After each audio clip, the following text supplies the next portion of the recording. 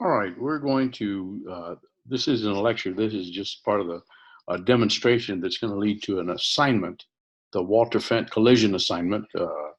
So let's share the page. And this is going along with our collision, chapter 9 collision discussion. And this is Walter Fendt. We've visited him before. And you can do, if you follow the little cursor, we can do elastic collisions, inelastic collisions. You can do it in slow motion. You don't necessarily have to. You can change the mass of wagon 1, the mass of wagon 2, the velocity of wagon 1, and the velocity of wagon 2. And you can look at the velocities. Those are the little arrows. You can see there's a red arrow here and a dot there, meaning that wagon 2 has 0 velocity. You can look at the momentum and you can look at the kinetic energy. Now you can get the answers from these from clicking on these different radio buttons, but I want you to calculate given the mass and the velocity that you input, and you do need to input different values than what is at the default. You have to put in different values and come up with some answers in the assignment. So let's just run through it quickly. Let's just do let's start with an inelastic collision, because I think that's what we that's the first assignment I give you. And an inelastic collision, this is a perfectly inelastic collision where the two devices are going to stay together.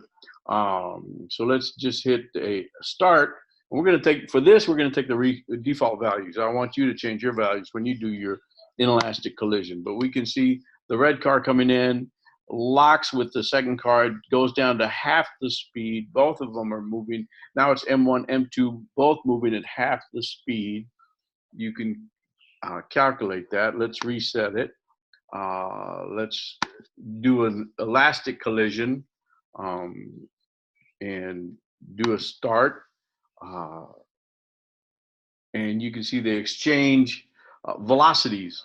Now, I think in the assignment in your elastic collision, let's reset it. I actually ask you to give an initial velocity. Well, let's see what happens if we give it minus 0.2. What do you think will happen? Let's reset, start. Okay, there, that is an expected outcome. They're both traveling in opposite directions at the same velocity, the same mass, and they recoil off one another. But I want you to change the values for an elastic collision, an inelastic collision.